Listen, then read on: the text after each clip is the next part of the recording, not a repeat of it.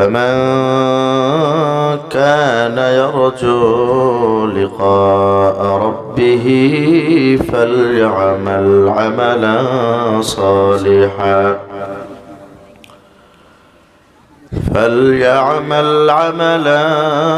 صالحا ولا يشرك بعبادة ربه أحدا. صدق الله المولانا العظيم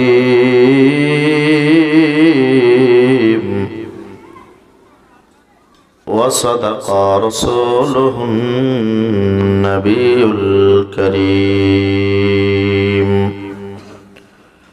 وقال النبي صلى الله عليه وسلم: ما لا عين رأت ولا أذن سمعت ولا خطر على قلب بشر، أو كما قال عليه الصلاة والسلام.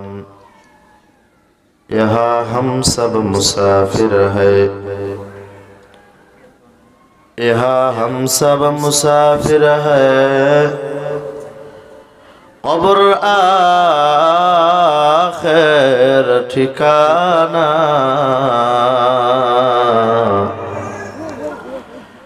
कोई आगे रवाना है, कोई पीछे रवाना, कोई आगे रवाना है, कोई पीछे रवाना। अल्हम्दुलिल्लाह। ঐতিহ্যবাহী পাগলা কেন্দ্রীয় জামে মসজিদের উন্নতিকল্পে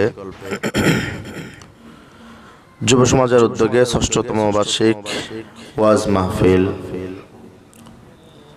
উক্ত মাহফিলের সম্মানিত মুআজ্জাজ মুকাররম সম্মানিত সভাপতি জনাব সৈয়দ আব্দুর রশিদ আরিফ, আল্লাহর গোলামের জন্য দোয়া করছি বারাকাল্লাহু লানা ফি হায়াতি। সকলে জবান খুলে পড়ি আমিন। সম্মানিত উপস্থিতি, আপনারা সবাই কেমন আছেন? জি আলহামদুলিল্লাহ, আমিও ভালো আছি। তবে এখানে আসার পর একটু মনটা খারাপ হয়ে গেল আর কি। কারণ আপনারা জানেন, বক্তা যতই ভালো হোক না কেন, পরিবেশ সামনে যদি শ্রোতা না থাকে, যত ভালো বক্তাই আসুক বয়ান করতে পারে না। ঠিক নাকি বেঠিক? তো আপনারা যে কয়জন বসে আছেন, একটু যদি ধৈর্য ধরে বসেন, ওঠা বসা যদি নাও করেন, তবুও আলোচনা করা সম্ভব। কিন্তু আপনারাও যদি উঠে যান, মাহফিলটাই নষ্ট হয়ে যাবে।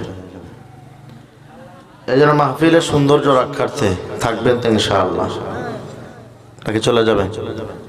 আল্লাহ বসার মতো তৌফিক দান করেন, পড়ি আমিন। আসুন সর্বপ্রথম এসে মহান রব্বুল আলামিনের দরবারে শুকর আদায় করি, যে মহান মালিক আমাদেরকে এই ঠান্ডার রজনীতে কোরআন শোনার জন্য, হাদিস শোনার জন্য এই সামিয়ারার নিচে এসে বসার তৌফিক দান করেছেন। এজন্য দিল থেকে শুকর আদায় করি, পড়ি আলহামদুলিল্লাহ। অতঃপর লাখ কোটি দরুদ সালাম বর্ষিত হোক বিশ্বের মহামানব সাইয়্যিদুল কাওনাইন খাতামুল মুরসালিন শফিউল মুজনাবিন রাহমাতাল লিল আলামিন জনাবে মুহাম্মদুর রাসূলুল্লাহ সকলে পড়ি সাল্লাল্লাহু আলাইহি ওয়াসাল্লাম। সম্মানিত উপস্থিতি, আপনাদের খেদমতে আমি একটা আয়াত পড়েছি। এই আয়াতটা কোথায় পাবেন? পবিত্র কোরআনুল কারীমের প্রসিদ্ধ একটি সূরা। এই সূরাটার নাম হলো সূরাতুল কাহফি, যেটা আমরা সহজে বাংলায় বলি সূরাতুল কাহাফ। বলেন, এই সূরাটার নাম কি? সূরাতুল কাহাফ। এই সূরাতুল কাহাফ থেকে একদম শেষ আয়াত, শেষ অংশ, এরপরে সূরাতুল মারইয়াম শুরু। এই শেষের অংশটুকু পড়েছি। আল্লাহ তাআলা চাইতো এই আয়াতকে সামনে রেখে কিছু কথা বলার চেষ্টা করব। আল্লাহ আমাদের সবাইকে আমলের নিয়তে বলবার শুনবার তৌফিক দান করেন, পড়ি আমিন। দেখেন আয়াতটার অর্থ কি? আল্লাহ বলেন, فمن كان يرجو لقاء ربه فليعمل عملا صالحا ولا يشرك بعبادة ربه أحدا আল্লাহ রাব্বুল আলামিন মায়ার নবী রহমাতাল লিল আলামিনকে জানায়া দেন, ও নবী আপনি দুনিয়ার সমস্ত উম্মতে মুসলিমাকে আপনার উম্মতকে জানায়া দেন, রে আমার উম্মতের দল, যদি তোমরা তোমাদের প্রভু তোমাদের স্রষ্টা আল্লাহ তাআলাকে দেখতে চাও, ফামান কানা ইয়ারজু লিকা রাব্বি, তোমাদের ভিতরে যেই আল্লাহর বান্দাদের দিলের ভিতরে তামান্না থাকবে তার রব তার প্রভু আল্লাহ তাআলাকে দেখতে চায়, ও নবী আপনি জানায়া দেন তারা যেন দুইটা কর্মসূচি পালন করে, দুইটা কাজ করে। এই জমিনের ভিতরে যারা দুইটা কাজ করবে, দুইটা কর্মসূচি পালন করবে, তারাই একমাত্র আমার মাওলার দেখা পাবে।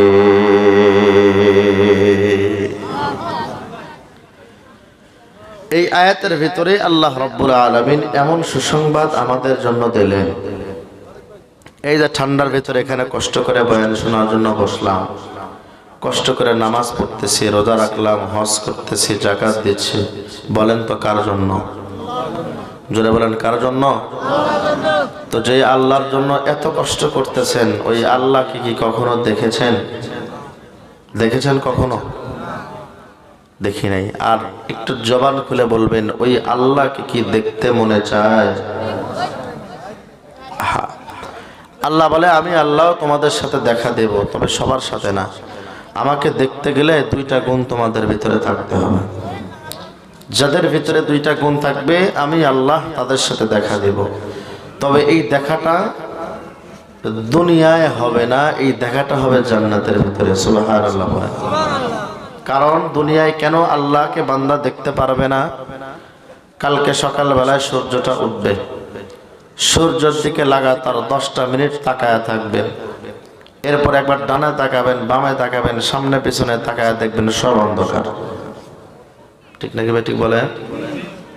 কেন বলে দুনিয়ার এই চোখের ভিতরে দুনিয়ার এই সূর্যের তাপ সহ্য করার মতো ক্ষমতা আল্লাহ দেয়নি।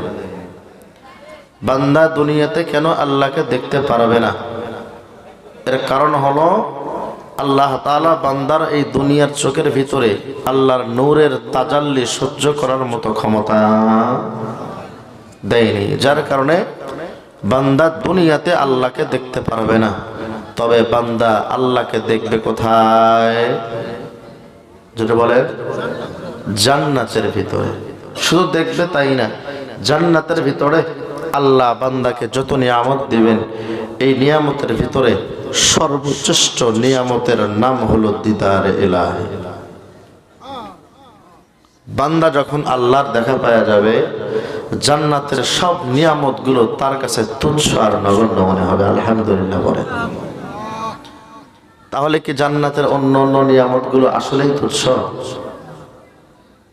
অন্য অন্য নিয়ামতগুলো অনেক সুন্দর, তবে সবচেয়ে বেশি সুন্দর মাওলার দেখা পাওয়া।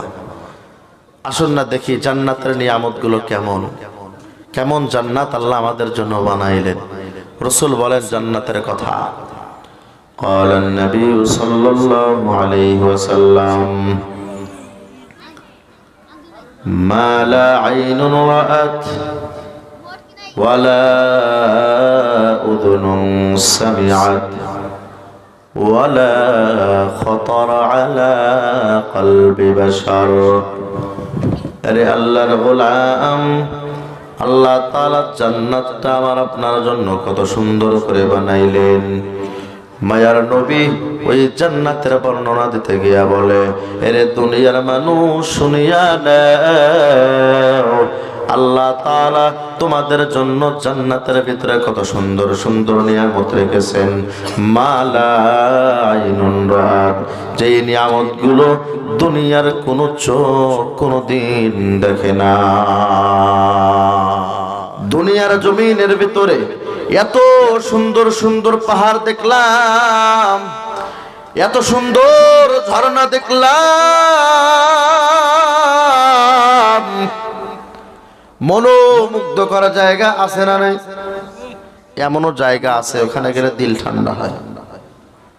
কিন্তু নবী বলেন, দুনিয়াতে যতই সুন্দর সুন্দর জায়গা দেখো না কেন, যতই নিয়ামত দেখো না কেন, আল্লাহ তাআলা জান্নাতের ভিতরে যে নিয়ামত স্পেশাল জায়গা রেখেছেন, ওই স্পেশাল জায়গা নিয়ামত দুনিয়ার কোনো চোখ কোনোদিন দেখে নাই।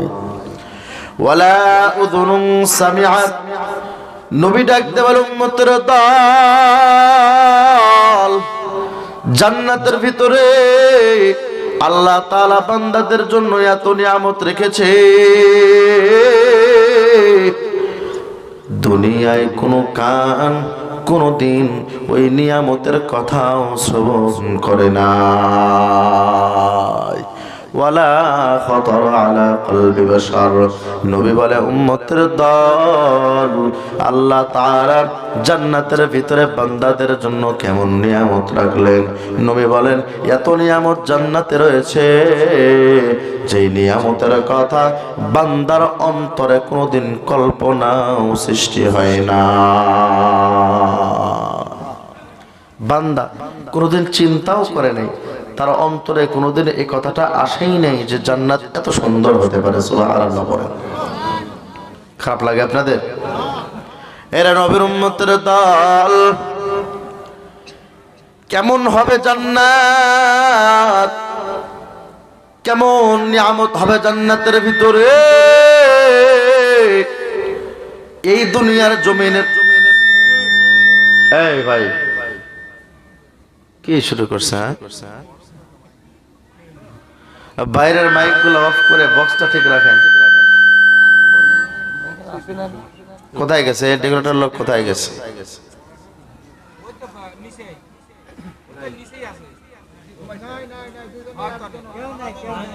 চিন্তা করছেন নি? আল্লাহ আল্লাহ আল্লাহ। ভাই আপনি দরকার হয় মাইক গুলো অফ করেন, এদিকে তাকান, সব মাইক অফ করে বক্সটা চালু রাখেন। জি জি খাইতে যাবেন, এদিকে প্রোগ্রাম যা শেষ, মানে বক্স গুলো চালু রাখেন, মাইক বন্ধ করে দেন। যেটা হওয়ার তো হয়ে গেছে, বক্সটা চালু রাখেন। ভাই যেটা হয়েছে তো হয়েছে, এখন কি গ্যাঞ্জাম করে মাহফিলটা নষ্ট করবেন? হ্যাঁ, আপনারা যদি বলেন আমি মাইক ছাড়াও বয়ান করতে রাজি ইনশাআল্লাহ, যদি আপনারা থাকেন, যদি আপনাদের ভালো লাগে তো বসেন। নাকি খারাপ লাগতেছে? এরা নবীর উম্মতের দল, জান্নাতে কেমন নিয়ামত আল্লাহ রেখেছেন। দুনিয়ার জমিনের ভিতরে বাড়ি আছে, বাড়ি আছে না নাই? বিল্ডিং বানিয়েছে, এত সুন্দর বিল্ডিং দেখলে পারে কলিজা ঠান্ডা হয়ে যায়। একটু মনে চায় আমি যদি এই বিল্ডিং এর মালিক হইতাম, কপালটা বড় ভালো হয়ে যাইত। আরে আল্লাহর গোলাম, আল্লাহ তাআলা দুনিয়ার তুলনায় জান্নাতের ভিতরে আরো বড় বড় সুন্দর সুন্দর বিল্ডিং বানাইলেন। কেমন বিল্ডিং বানাইছে জানো? দুনিয়ার এই বিল্ডিংটা তো মাটি পড়ায়া ইট বানায়া এরপরে বিল্ডিং বানাইলো, কিন্তু জান্নাতের ভিতরে আমার দয়ার আল্লাহ মাটির ইট দ্বারা বিল্ডিং বানাই নাই। আল্লাহ রাব্বুল আলামিন কিসের মাধ্যমে জান্নাত বানাইলেন? নবী আমার ডাকতে বলে উম্মত শুনে নাও, জান্নাতের একটা ইট হলো স্বর্ণের ইট। মাটির ইট দিয়ে আল্লাহ জান্নাত বানাই নাই, জান্নাতের একটা ইট স্বর্ণের ইট, আর একটা ইট হলো রূপার ইট। আল্লাহ তাআলা স্বর্ণ আর রূপার ইট দিয়ে জান্নাত বানাইলেন। আরে আল্লাহর গোলাম, তবে দুনিয়ার এই জান্নাতের দিকে তাক, দুনিয়ার এই বিল্ডিং এর দিকে তাকায়া দেখো, দুইটা ইট জোড়া লাগাইতে গেলে মাঝখানে একটা মশলার দরকার আছে না নাই? মশলা ছাড়া কি বিল্ডিং এর ইট জোড়া লাগবে? কি মশলা দিয়ে আমরা বানাই? সিমেন্ট আর বালিকে মিশ্রিত করিয়া দুনিয়ার মশলা বানাই। দুনিয়ায় দুইটা ইটকে আমরা একত্রিত করে জোড়া লাগাই। এরে আল্লাহর গোলাম শুনিয়া নাও, আল্লাহ তাআলা ওই যে স্বর্ণ আর রূপার ইট দিয়া জান্নাত বানাইছেন, এই দুইটা ইট জোড়া লাগানোর জন্য দুনিয়ার কোনো সিমেন্ট ব্যবহার করে নাই, দুনিয়ার কোনো বালি ব্যবহার করে নাই। আল্লাহ যে মশলা ব্যবহার করলেন ওই মশলাটার নাম হলো মিশকে স্বর্ণের ইট দিয়া, রূপার ইট দিয়া, মেশকো আম্বর দিয়া আল্লাহ জান্নাত বানিয়েছে।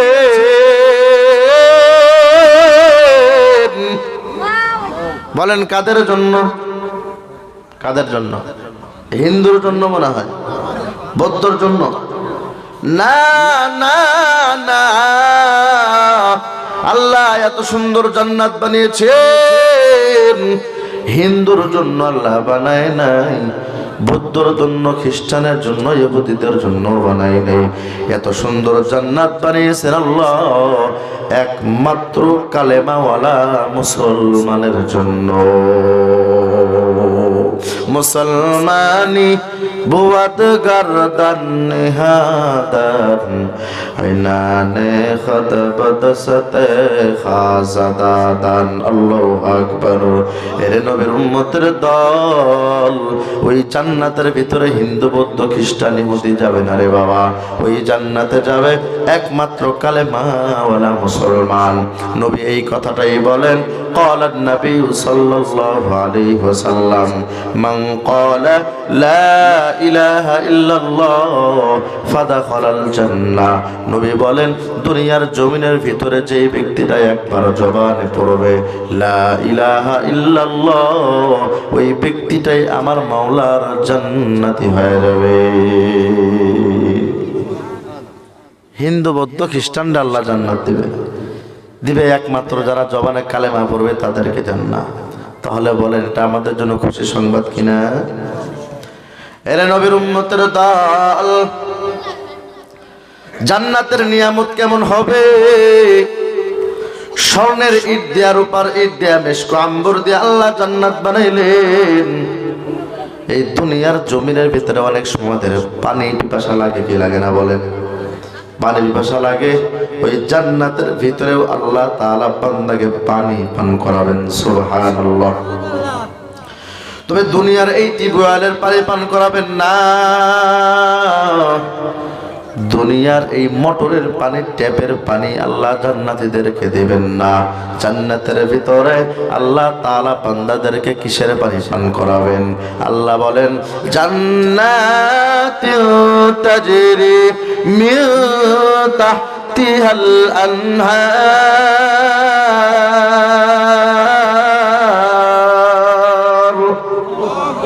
আল্লাহ রাব্বুল আলামিন বলেন আমি আল্লাহ বান্দাকে এমন জান্নাতের মালিক বানায়া দিব, আমি আল্লাহ বান্দাকে এমন জান্নাতের অধিবাসী বানায়া দিব, ওই জান্নাতের তলদেশে থাকবে নহর প্রবাহমান। টিউবওয়েলের পানি আমি আল্লাহ জান্নাতীদের দিব না, আমি আল্লাহ মোটরের পানি, ট্যাপের পানি আমি বান্দারে দিব না, আমি আল্লাহ ঝর্ণার পানি, নহরের পানি আমার বান্দাকে দান করব। চিন্তা করে দেখেন তো, এমন জান্নাত যেই জান্নাতের তলদেশ দিয়ে কি নহর হয়ে গেছে। মজার কথা কি জানেন? হাতের ভিতরে আল্লাহ একটা ছুরি দিবেন, লাঠি। কি দিবেন? জোরে বলেন। খারাপ লাগে আপনাদের? কিছু সময় থাকবেন তো ইনশাআল্লাহ। এখন পরিবেশ যেটা আছে সেটাই চালাতে হবে, এদিকে তাকায় আলাম নাই। কি বসেন ইনশাআল্লাহ, ভালো লাগবে। তো মজার কথা শোনেন, এই যে জান্নাতের তলদেশে থাকবে নহর, আল্লাহ বান্দার হাতের ভিতরে একটা লাঠি দিবেন, ছড়ি ছড়ি। ওই লাঠি যেদিকে ইশারা করবে ওই দিক দিয়ে নহর ছুটে চলবে। সুবহানাল্লাহ বলেন। আল্লাহ জান্নাতের ভিতরে বান্দাকে দিবেন। আল্লাহ বলেন কোরআনুল কারীমের ভিতরে কত সুন্দর করে, ওয়ালাকুম ফিহা মা তাশতাহি আনফুসুকুম ওয়া লাকুম ফিহা মা তাদউন।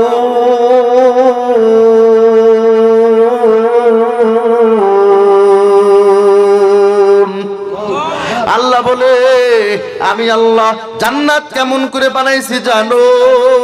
ওই জান্নাতের ভিতরে যাওয়ার পরে তোমাদের মনে যা চাইবে, তোমাদের দিলে যা কল্পনা হবে, চাইতে দেরি হবে,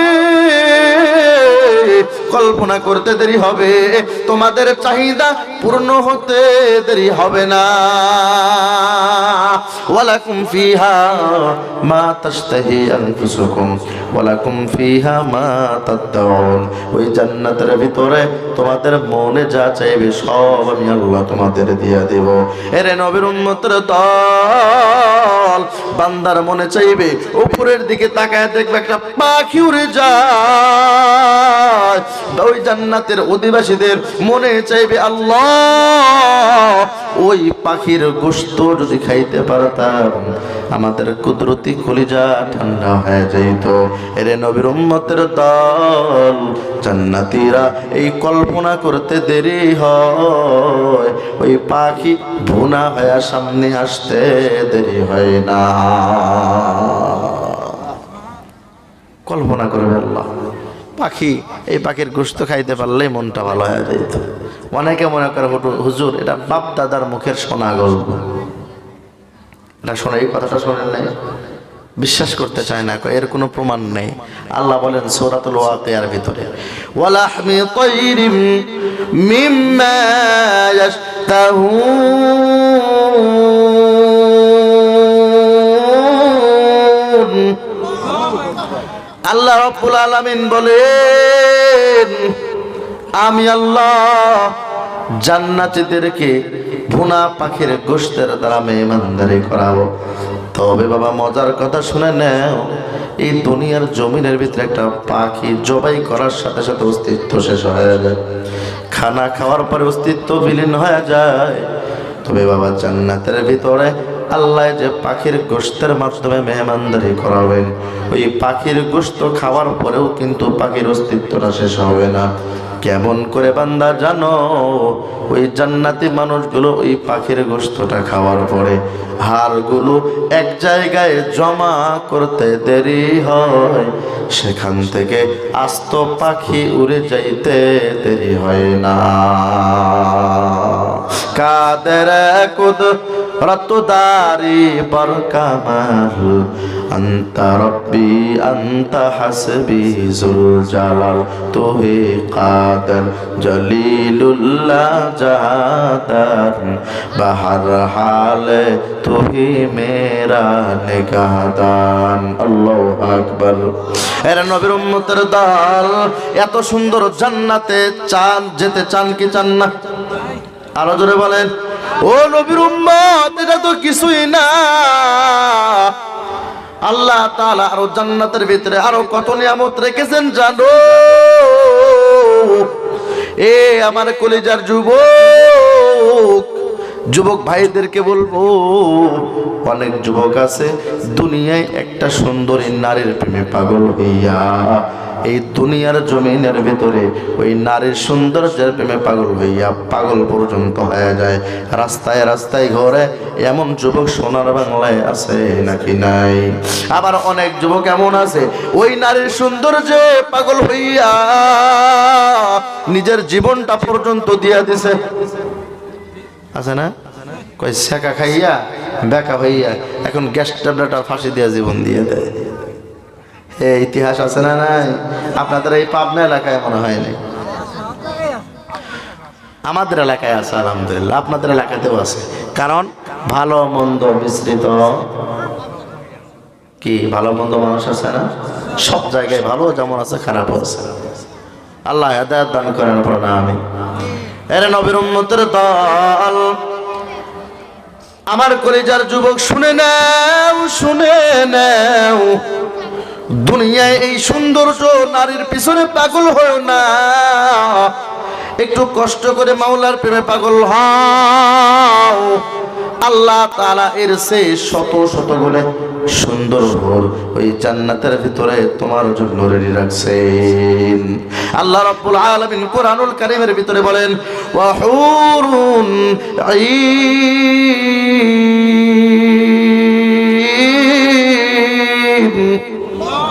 আল্লাহ রাব্বুল আলামিন বলেন জান্নাতের ভিতরে আমি আল্লাহ কেমন হুর রাখছি তোমাদের জন্য জানো?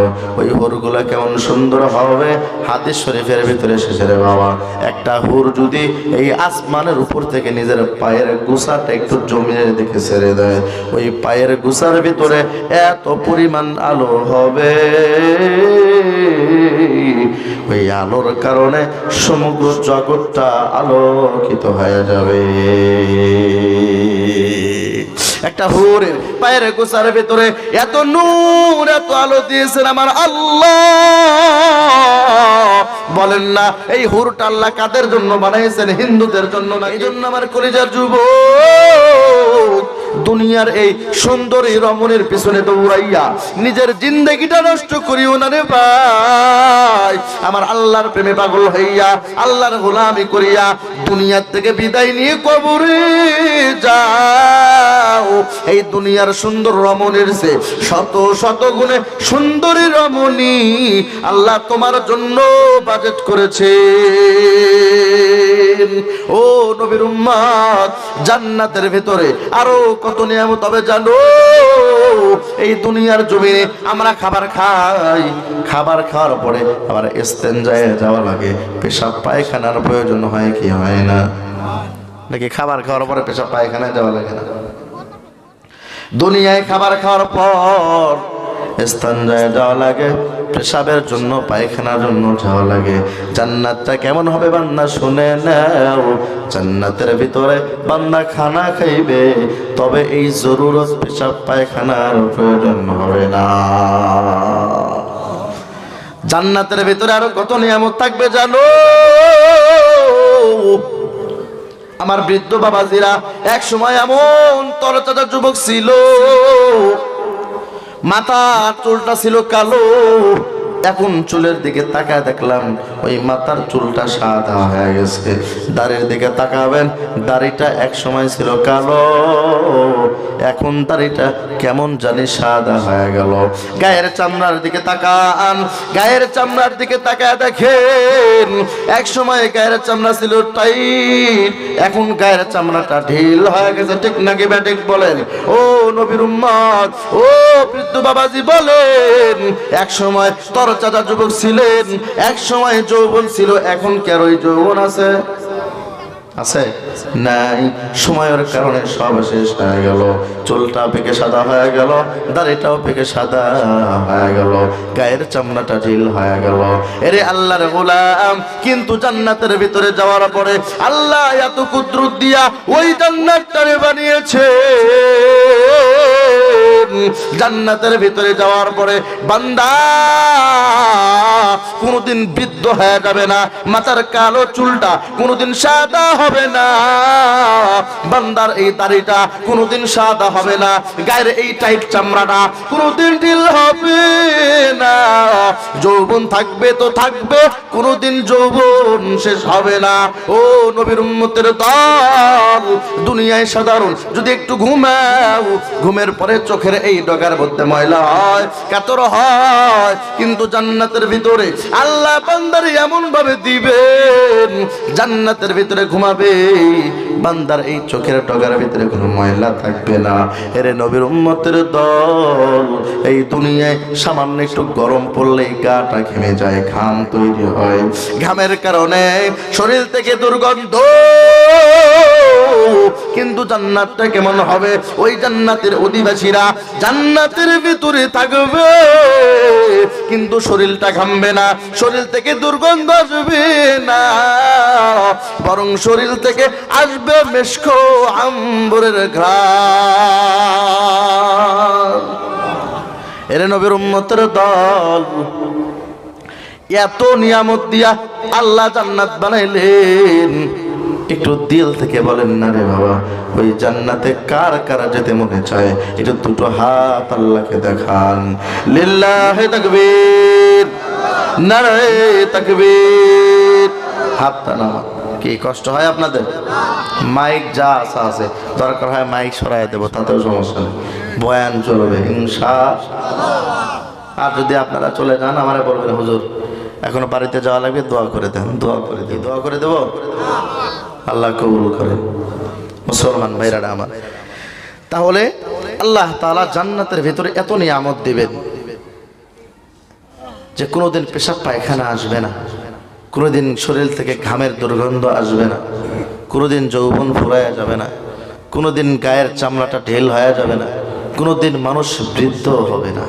এত নিয়ামত দেওয়ার পরে আল্লাহ তাআলা এবার বান্দার একটু সালাম জানাবেন। সুবহানাল্লাহ বলে। আল্লাহ নিজে কারে সালাম দেবে? বান্দাকে সালাম দেবে। কেমন? কোরআনুল কারীমের ভিতরে আল্লাহ বলেন কেমন ভাবে সালাম দিবে। আল্লাহ বলেন সালামুন কওলাম মির রাব্বির রহিম।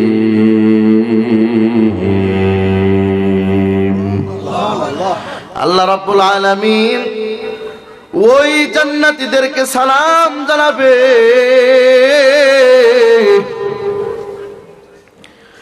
এ জান্নাতীরা বল বল বল, আমি আল্লাহ দুনিয়ার জমিনের ভিতরে তোমাদেরকে যেই নিয়ামতের কথাগুলো ওয়াদা দিয়েছিলাম, এর জান্নাতীরা বল এই জান্নাতের ভিতরে আসার পরে এই নিয়ামতগুলো তুমি পূর্ণাঙ্গভাবে পাইছো কিনা বলো। এর নবীর উম্মতের দল, আল্লাহ যখন বলবে তোমরা বলো সব নিয়ামতগুলো সঠিকভাবে পাইছো কিনা। এবার ওই জান্নাতীরা ডাকতে বলবে দয়ার আল্লাহ, ও আল্লাহ দুনিয়ার জমিনে তোমার যত নিয়ামতের কথা শুনেছিলাম রে আল্লাহ, জান্নাতে আসার পর সব নিয়ামতগুলো আমরা পূর্ণাঙ্গভাবে পেয়ে গেলাম, কিন্তু একটা নিয়ামত এখনো পর্যন্ত আমরা পাই নাই, একটা নিয়ামত পাই নাই। আল্লাহ ডাক দিবে এ বান্দা কোন নিয়ামত এখনো পাও নাই? এবার বান্দা ডাক দেবে ও দয়ার আল্লাহ দুনিয়ার জমিনের ভিতরে তোমার জন্য নামাজ পড়লাম, তোমার জন্য রোজা রাখলাম, তোমার জন্য হজ করলাম, তোমার জন্য যাকাত দিলাম, এমনকি গভীর রজনীতে তাকিয়ে তাকিয়ে দেখেছি ওই তাহাজ্জুদের সময় আমি আমার সন্তানের দিকে তাকায় দেখলাম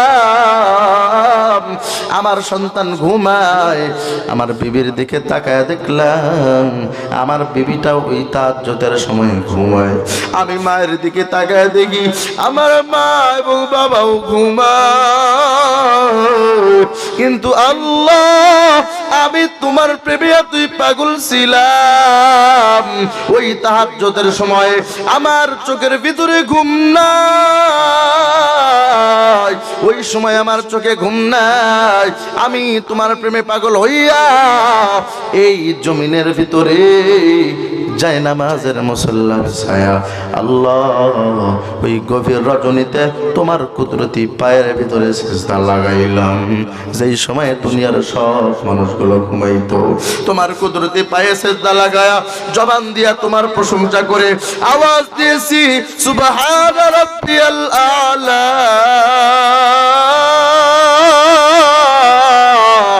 আওয়াজ দিয়েছি সুবহান রাব্বিয়াল আলা, ও আল্লাহ এত সুন্দর করে আওয়াজ দিলাম পাই নাই পাই নাই, এরপরে তোমার দেখা পাই নাই, ও মাওলা এত সুন্দর করে তোমার গোলামি করার পরে তোমারে কেমন দেখা যায় পাই নাই, দেখতে পাই নাই, অথচ তোমার বানানো কত সৃষ্টির দিকে তাকায় দেখলাম তুমি আসমান বানাইছো কত সুন্দর, জমিন বানাইলা কত সুন্দর, জমিনের ভিতরে হাজারো হাজারো মাখলুক আল্লাহ তুমি বানাইলা কত সুন্দর। আয় আল্লাহ তুমি বানিয়েছো পাহাড় কত সুন্দর, ঝর্ণা কত সুন্দর তাকায় দেখলাম। আয় আল্লাহ তুমি মানুষ বানাইলা কত সুন্দর মানুষ,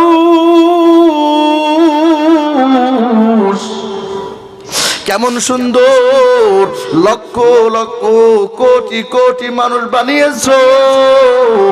একজন মানুষের চেহারার সঙ্গে আরেকজন মানুষের চেহারার কোনো মিল নাই, একজন মানুষের কণ্ঠের সঙ্গে অন্য মানুষের কণ্ঠের কোনো মিল নাই।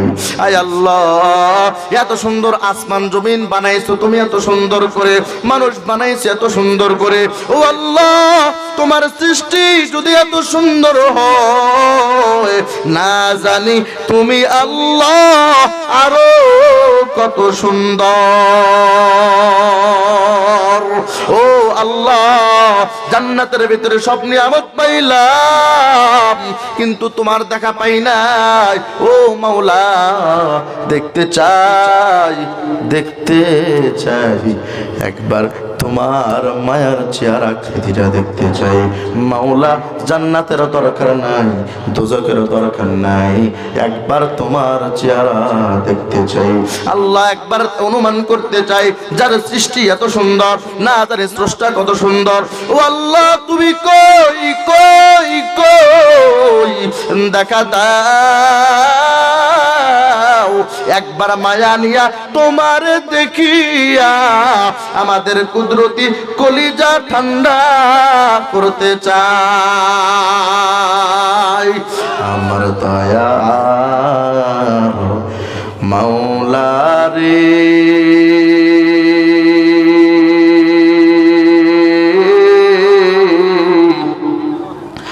আমার দয়ার মাবুদ রে। পড়েন কোথায় গেলে পাইব তোমার ঠিকানা, তোমারে বুঝি আমি পাই না, তোমারে পাইবার আসে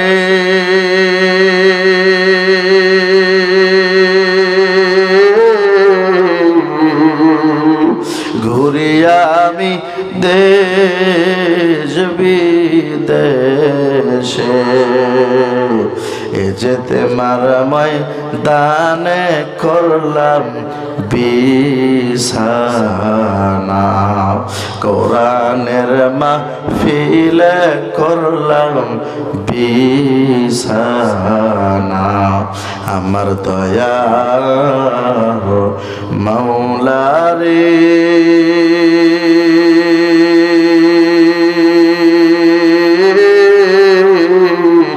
আমার দয়ার মাবুদ রে, কোথায় গেলে পাইব তোমার ঠিকানা।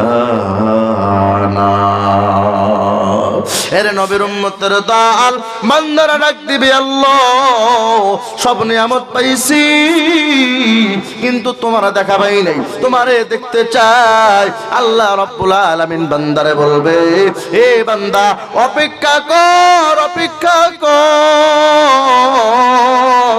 সব নিয়ামত যেহেতু তোমাদেরকে দিয়েছি, অবশ্যই আমি আল্লাহ তোমাদের সঙ্গে দেখাও দিব। আল্লাহু আকবার।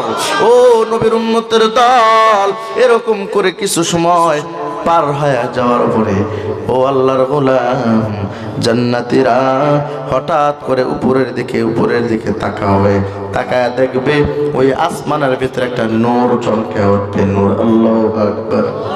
একটা নূর চমকে উঠবে, এত আলো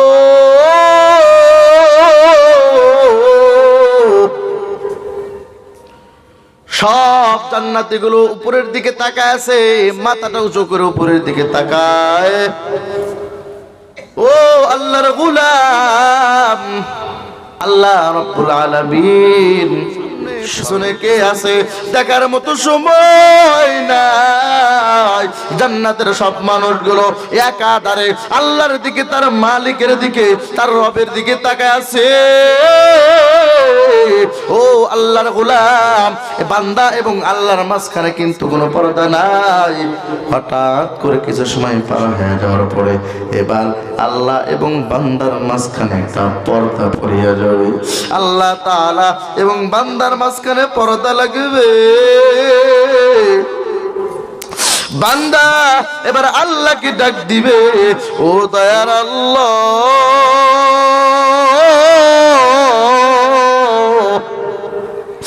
এতক্ষণ পর্যন্ত তোমারে দেখলাম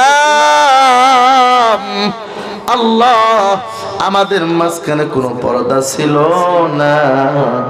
আল্লাহ এবার কেন তোমার আর আমার মাঝখানে পর্দা, আর কেন আমরা তোমার দেখতে পারি না?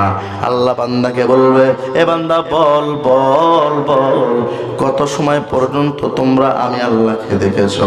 ওই বান্দারা বলবে, আল্লাহ কতক্ষণ বা হবে? মনে হয় যেন 1 মুহূর্ত 2 মুহূর্ত, 1 ঘন্টা আধা ঘন্টা সর্বোচ্চ এই সময়ে হবে। আল্লাহ রাব্বুল আলামিন বলবে, এ বান্দা শোন,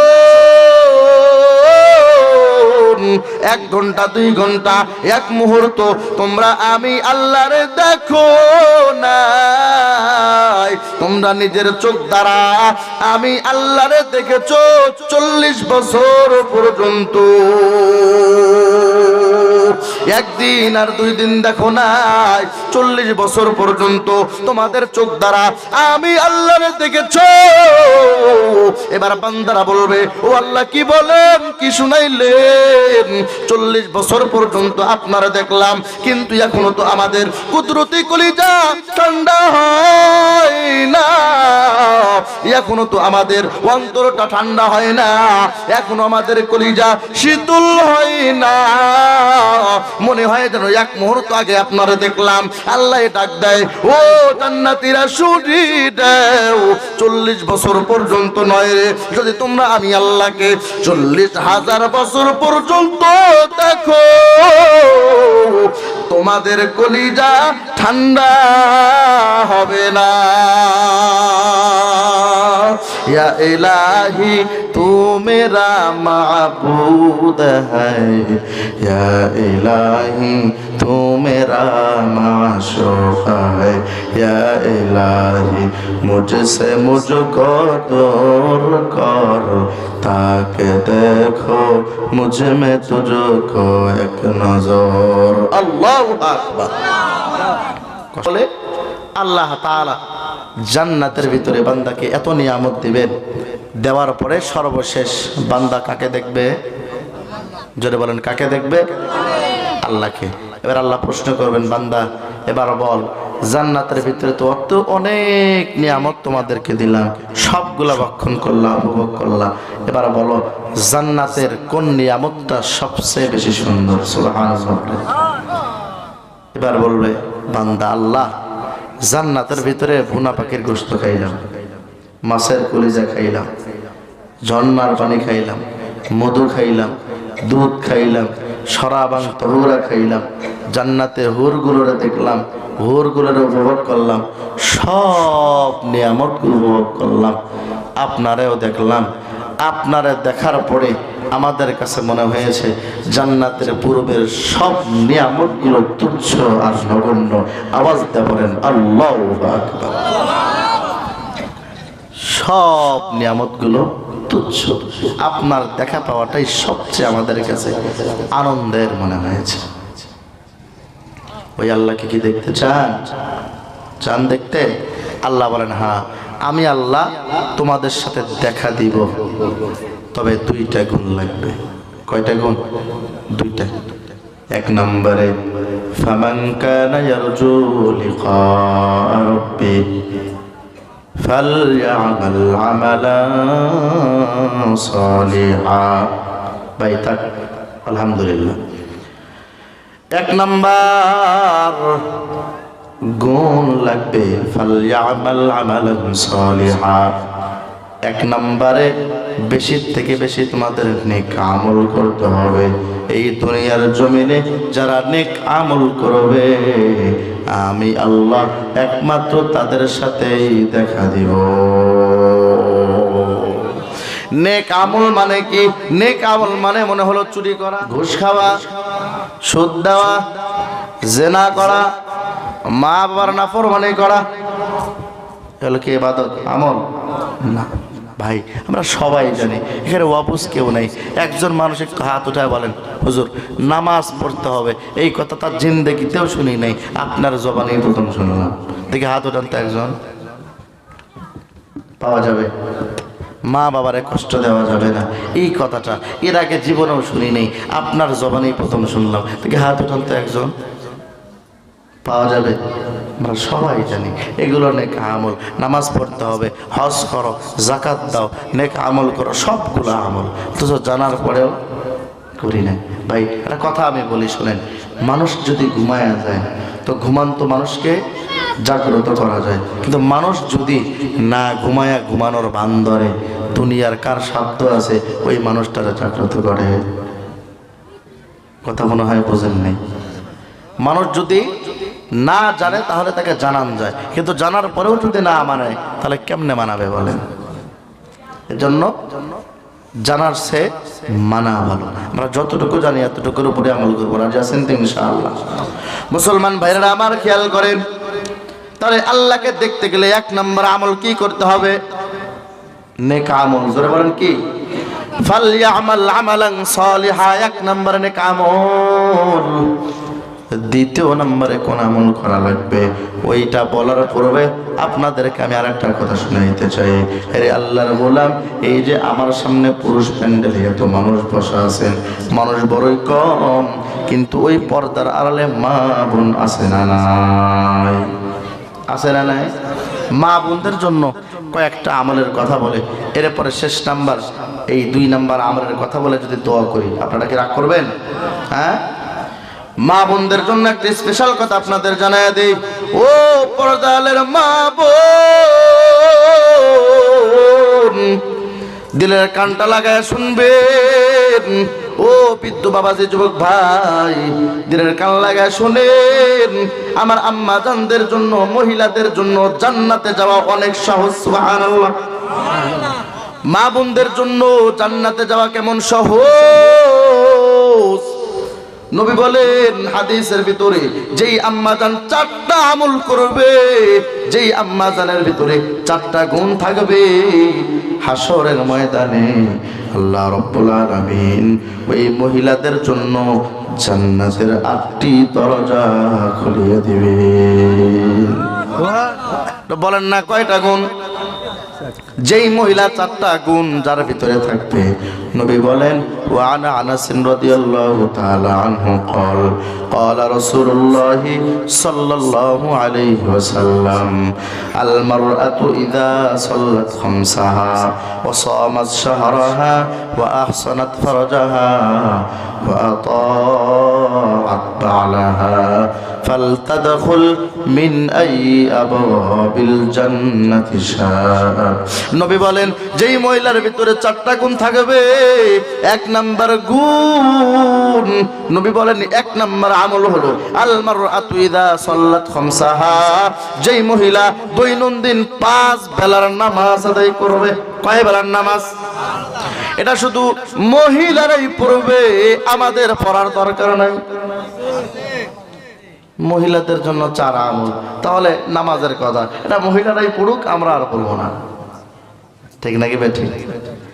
এর নবীর উম্মতের দল, মহিলাদের জন্য নামাজ যেমন ফরজ, একটু জবাব দিয়া বলেন নামাজের জন্য কি পড়ছেন নাকি সারের নামাজ? হাতে গোনা দিয়ে এরে আল্লাহর গোলাম, বয়ান শোনার জন্য মাহফিলের ভিতরে বসেছো, ফজর পড়লা না, জুমার নামাজটা পড়ছো কিনা জানা নাই, আসর পড়ো নাই, মাগরিব পড়ো নাই, ইশারের নামাজটা পর্যন্ত পড়ো নাই, আবার নিয়ত করে বসেছো শীতের রজনী ওই ফজরের নামাজটাও পড়বো না। ঠিক নাকি ভাই? ঠিক। আরে আল্লাহর গোলাম, একটু জবাব দাও।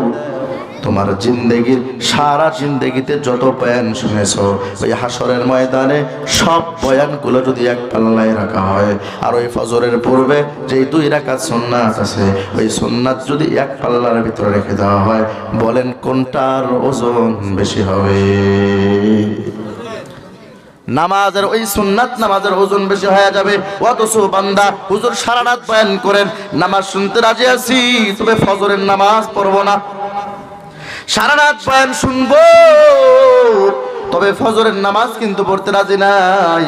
আল্লাহর বান্দা, আপনাদেরকে আমি বলবো ভালো করে বোঝেন, এমন বয়ান শোনার কোনো দরকার নাই।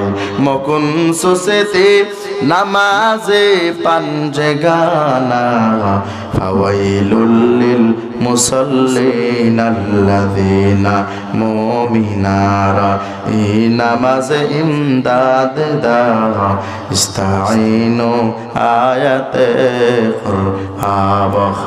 আল্লাহু আকবার। তাহলে একটু বলেন না, এক নম্বর আমলের আরো জোরে বলেন, 5 ওয়াক্ত নামাজ পড়বেন তো পড়াবেন তো ইনশাআল্লাহ। আল্লাহ তৌফিক দান করেন। নবী বলেন 2 নাম্বার আমল, ও মহিলারা শুনে নাও, 2 নম্বরে কোন আমল তোমাদের করতে হবে? নবী বলেন ওয়াসামাত শাহরাহা, 2 নাম্বার আমল, ও মহিলারা তোমরা রমজান মাসের রোজা রাখো। আলহামদুলিল্লাহ, এদিকে আমার মা বোনেরা অনেক পাকা। আমরা পুরুষেরা তো শুধু এই রমজান থেকে ওই রমজান, এই 2 রমজানে রোজা রাখি, এই 2 রমজানে রোজা রাখি, বাকিগুলা খবর নেই। অথচ অনেক মা বোন এমন আছে শুধু রমজানে না, প্রত্যেক মাসে আইয়ামে বীজের রোজা পর্যন্ত ছাড়ে না। ঠিক নাকি ভাই? ঠিক। অনেক মা বোন এমন আছে যারা প্রতি সপ্তাহে সোমবারে রোজা রাখে। ঠিক নাকি ভাই? ঠিক। অথচ আমরা পুরুষেরা সেই রোজায় রাখছি, আবার আল্লাহ যদি তৌফিক দেয় এই রোজায় রাখবো, মাঝখানে কোনো খবর নেই। এজন্য আমার মা বোনের রোজা রাখে, আলহামদুলিল্লাহ। নবী বলে, ও পর্দালের উম্মতি শুনে নাও, তোমাদের জন্য 2 নাম্বার আমল, ওয়াসামাত শাহরাহা, 2 নাম্বার আমল, ওই রমজান মাসের রোজাটা তোমরা রাখবা। আল্লাহ আমার মা বোনদেরকে এই রোজা রাখার তৌফিক দান করেন, পড়ে আমিন। আরে নবীর উম্মতের দল, 1 নাম্বার পাইলাম নামাজ পড়ো, 2 নম্বরে রোজা রাখো, 3 নম্বরে কোন আমলের কথা নবী বললেন? হাদিসের ভিতরে বলেন ওয়া আহসানাত ফারজাহা। নবী বলে আমার উম্মতি শোনো, শুধুমাত্র নামাজ পড়লেই হবে না, শুধুমাত্র রোজা রাখলে হবে না, 3 নম্বরে আরেকটা আমল তোমাদের করতে হবে। ওই আমল হলো ওয়া আহসানাত ফারজাহা, লজ্জা স্থানের হেফাজত করতে হবে, এই দুনিয়ায় পর্দা করে চলতে হবে। কি করতে হবে? যাদের স্ত্রী আর মেয়ে পর্দায় থাকে না, তারা জীবনেও ঠিক বলবে না। জোরে বলেন, জোরে বলেন, ঠিক না? আপনারা ঠিক বললেও ঠিক, না বললেও ঠিক, এটাই ঠিক। আল্লাহ বলেন, নবীর মাধ্যমে জানাইলেন ওয়া আহসানাত ফারজাহা, লজ্জা স্থানের হেফাজত করো, পর্দায় থাকো। থাকেনি আমার মা বোনেরা পর্দায়? কেমন পর্দায় থাকে? একটু সকালবেলা পাটনা বাজারের ভিতরে যা দেখবেন কেমন তালের পর্দা, মার্কেটের দিকে তাকায় দেখবেন, ওই দোকানের দিকে তাকায় দেখবেন, পুরুষের তুলনায় নারীদের সংখ্যা কম নাকি বেশি? ও নবীর উম্মত, ও আমার পর্দালের মা, ও পর্দালের বোন, শুনি নেও, তোমাদের জন্য নামাজ পড়া যেমন ফরজ, রোজা রাখা যেমন ফরজ, পর্দা করাও তেমন ফরজ। একবার চিন্তা করো, এই ফরজকে বাদ দিয়া তুমি সীমা লঙ্ঘন করিয়া ওই মাওলার সামনে দাঁড়ানো লাগবে। একটাবার চিন্তা করো, ওই মাওলার সামনে দাঁড়ায় কি জবাব দিবা? ও আল্লাহর গোলাম, আমার সামনে অনেক মানুষ বসা আছেন যাদের স্ত্রী পর্দায় থাকে না, যাদের সন্তান পর্দায় থাকে না। আমি আপনাদেরকে বলবো, ও হাজী সাহেব, আপনি হজ করেছেন, নামাজ পড়তেছেন, কপালের মধ্যে কালো দাগ করে ফেলেছেন, অথচ আপনার স্ত্রী পর্দায় থাকে না, আপনার মেয়ে পর্দায় থাকি না, আপনার স্ত্রীর দিকে, আপনার কন্যার দিকে ওই কত বেগানার নজর। ও হাজী সাহেব একটু জবাব দেন, ওই আল্লাহর কি লাগবে না? আল্লাহ বলেন ওয়া আম্মা মান খাফা মাকাম রাব্বি, আমার সামনে দাঁড়ানোর ভয় তোমার ভিতরে ঢুকাও। আরে আল্লাহর গোলাম, ও হাজী সাহেব, ও নামাজি, আপনি যদি আল্লাহর সামনে দাঁড়ান আর আল্লাহ যদি ডাক দেবেন আব্দুর রহমান, তুমি আমার জন্য হজ করলা, তুমি আমার জন্য ইবাদত করেছো, নামাজ পড়েছো, আলহামদুলিল্লাহ, আমি তোমার উপরে খুশি হয়ে গেলাম। কিন্তু তোমার জিম্মাদারিতে আমি তোমার স্ত্রীকে পাঠাইলাম, তোমার জিম্মাদারিতে আমি তোমার কন্যা সন্তানকে পাঠাইলাম, তোমার জিম্মাদারিতে থাকা অবস্থায় তোমার ওই কন্যা পর্দায় চলে নাই, তোমার ওই স্ত্রীটা পর্দায় চলে নাই।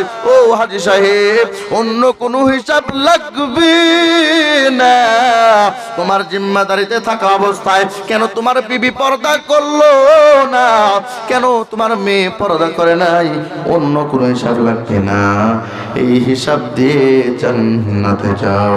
ও বাজান, একটু চিন্তা করে বলেন ওই সময় মাওলার সামনে কি জবাব দিবে?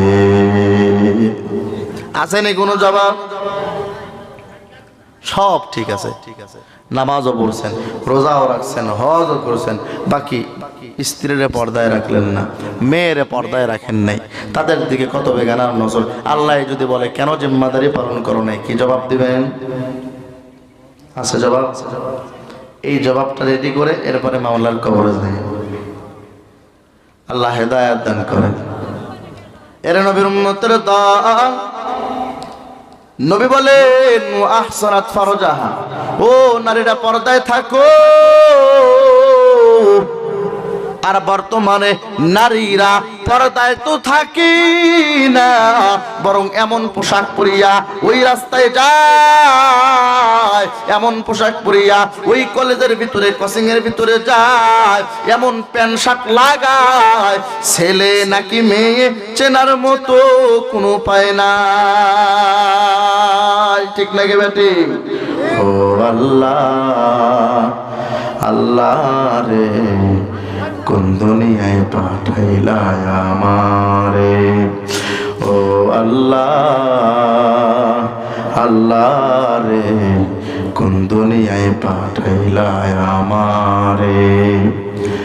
জিন্সের প্যান্ট শার্ট পরিয়া রাস্তা দিয়া যায়, পোলানা মাইয়া সে থাচে না বড় দায়, আছে না নাই?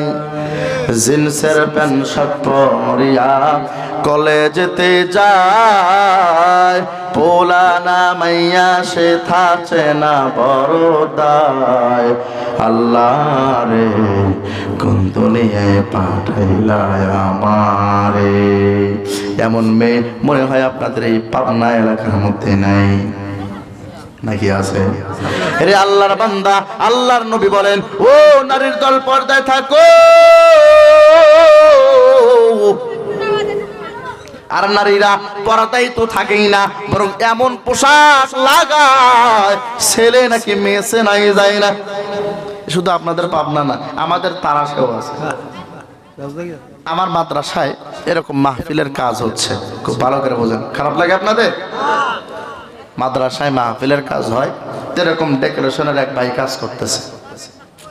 আমার মাদ্রাসার একজন শিক্ষক, আমি ওখানে নতুন ঢুকেছি আর কি, আমারে বললেন হুজুর দেখেন ডেকোরেশনের একজন কাজ করতেছে, একটু বলেন না ওটা কি ছেলে নাকি মেয়ে? কি বলে, আজীব ব্যাপার। প্যান্ট পরছে, ওর শার্ট লাগাইছে, মাথার চুলও নাই।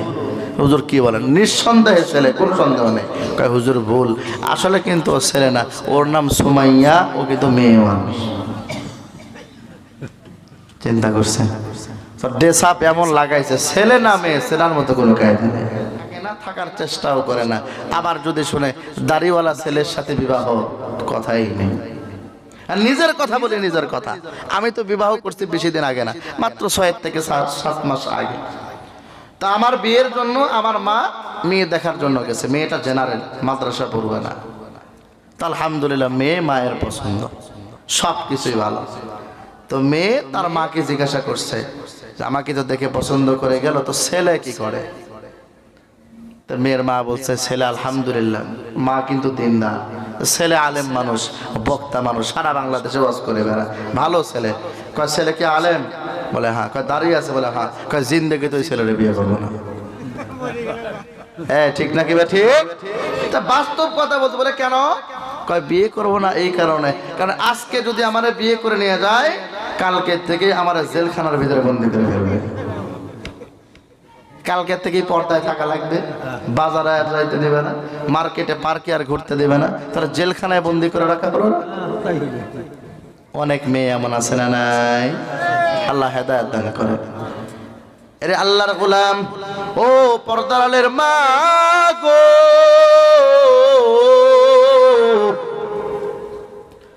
আমি আপনাদের বলতে চাই, কয়দিন আর এই দুনিয়ায় থাকবেন? চক্ষুটা বন্ধ করে দেখেন, আপনার কত বান্ধবী এই দুনিয়ায় নাই, বিবাহ হয়েছে এই বাড়িতে এসেছিলেন, যেই মানুষগুলোকে পেয়েছিলেন, একটু চিন্তা করে দেখেন কতজন নাই। সময় এমন একদিন আসবে, সময়ের ব্যবধানে আপনিও এই বাড়িতে থাকবেন না, দুনিয়ায় থাকবেন না। এই জন্য বলবো রে মা, এখনো সময় আছে, পর্দা করে জিন্দেগিটা অতিবাহিত করেন। আল্লাহ তৌফিক দান করেন, পড়ে না আমিন। তবে মুসলমান, আল্লাহর নবী বললেন ও আহসানাত ফারজাহা, নারীরা কিসে থাকবে? পর্দার ভিতরে থাকবে। এই পর্দাটা মনে হয় নারীরাই করবে, পুরুষের মনে হয় পর্দা নাই। নাকি পুরুষের পর্দা আছে? নাকি শুধু নারীরাই পর্দা করবে? আল্লাহর গোলাম শুনে নাও, নারীদের জন্য যেমন পর্দার বিধান, পুরুষের জন্য পর্দার বিধান। আল্লাহু আকবার। খুলে দেখেন সূরাতুন নূর, সামনে কোরআন শরীফ। আল্লাহ নারীদের পর্দা করার আগে পুরুষদেরকে বললেন তোমরা পর্দা করো। ওয়া কুল লিল মুমিনিনা ইয়াগুদ্দুনা মিন আবসারিহিম ওয়া ইয়াহফাযু ফুরুজাহুম। আল্লাহ বলে, ও দুনিয়ার পুরুষের দল, তোমরা নিজেরা নিজেদের চক্ষুকে হেফাজত করো, তোমরা নিজেদের লজ্জা স্থানের হেফাজত করো। আল্লাহু আকবার। করেনি আমার পুরুষ ভাইয়েরা নিজের চোখের হেফাজত করে? রাস্তায় চলার পথে একটা সুন্দরী মেয়ে যদি দেখে তো খবর আছে, কিরে বৃদ্ধ আর কি যুবক এমন ভাবে তাকায়, মনে হয় চোখ দিয়ে জেনা করা শেষ।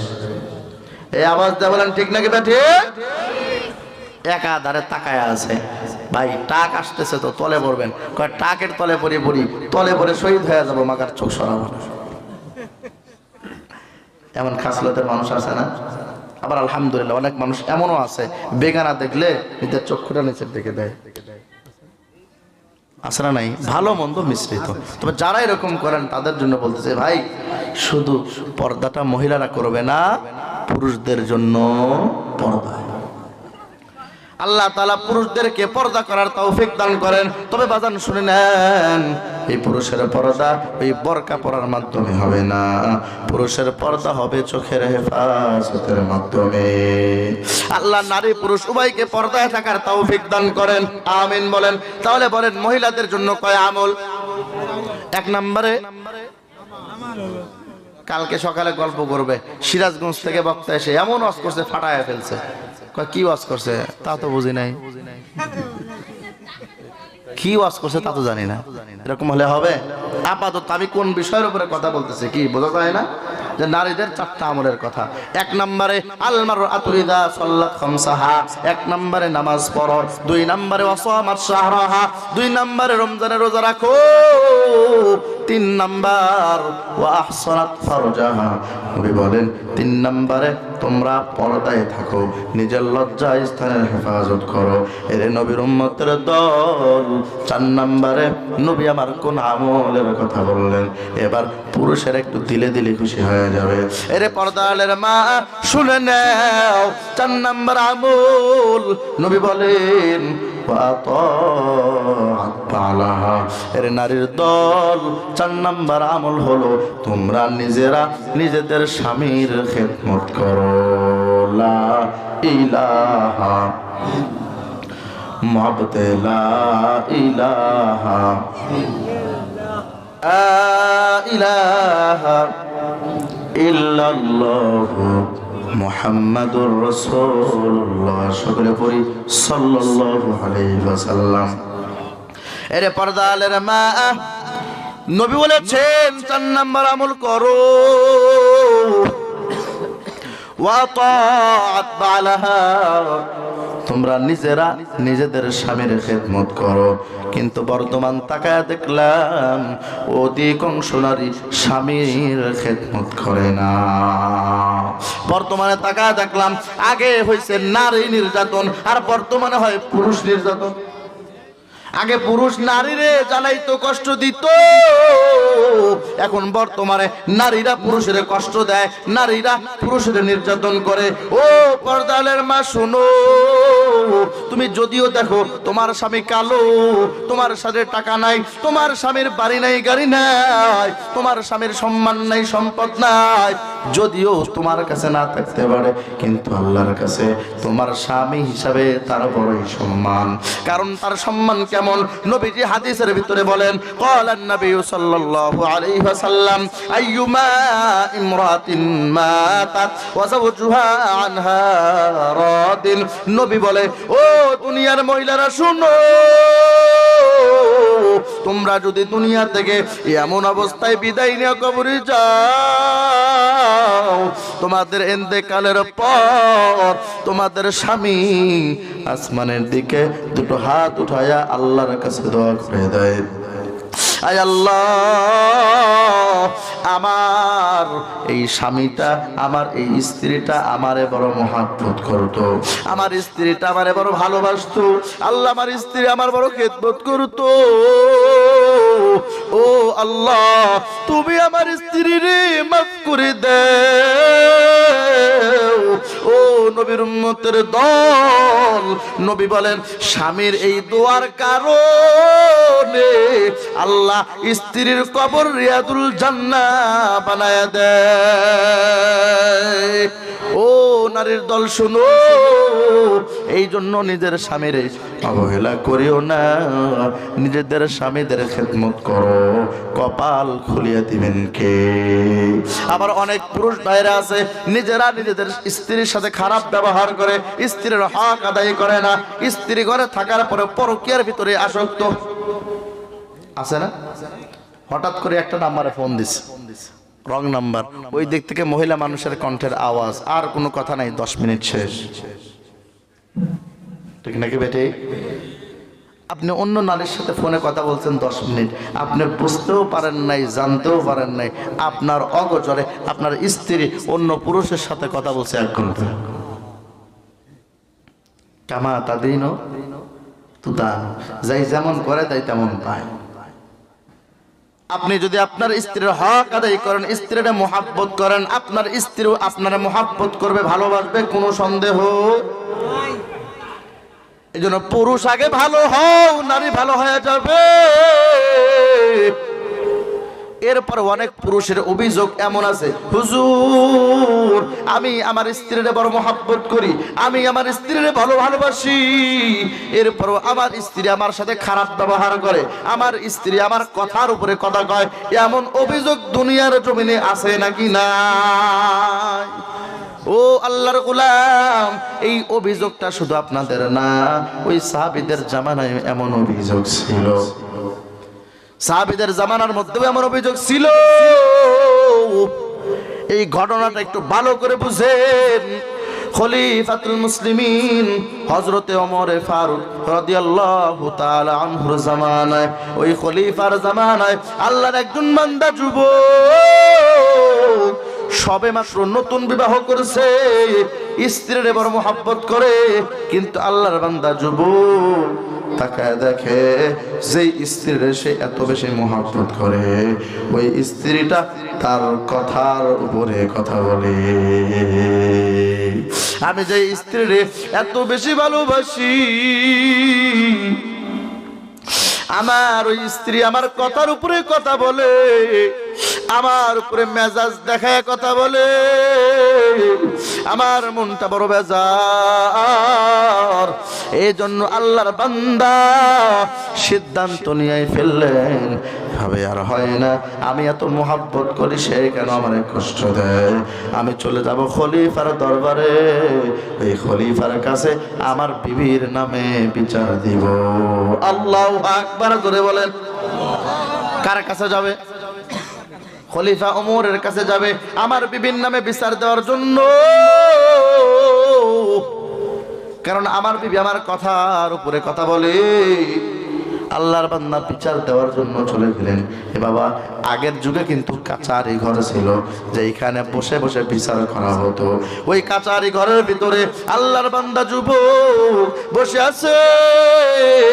হঠাৎ করে খেয়াল করে শুনতে পায় সে বিচার দেওয়ার জন্য এসেছে তার বিবির নামে, যে তার বিবি তার কথার উপরে কথা কয়। অথচ শুনতে পায় ওই ঘরের ভিতরে খলিফা ওমরের বিবি ওমরের উপরে উঁচা গলায় কথা কয়। আল্লাহ, হায় হায়, কাণ্ড কি! আমি বিচার দেওয়ার জন্য আসলাম, যে আমার বিবি আমার কথার উপরে কথা বলে, এজন্য আমার মন খারাপ। এখন দেখি আমার বিবি না, খলিফার বিবিও খলিফার কথার উপরে কথা বলে। আমাদের ঘরেরটা মনে হয় বলে না। হ্যাঁ হুজুর, বলা যাবে না, সব কথা কি আর সব জায়গায় বলা যায়?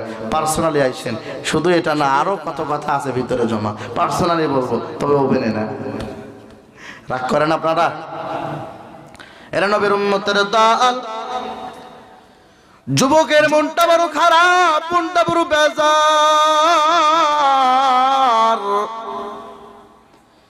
বিবির নামে বিচার দেওয়ার জন্য আসলাম।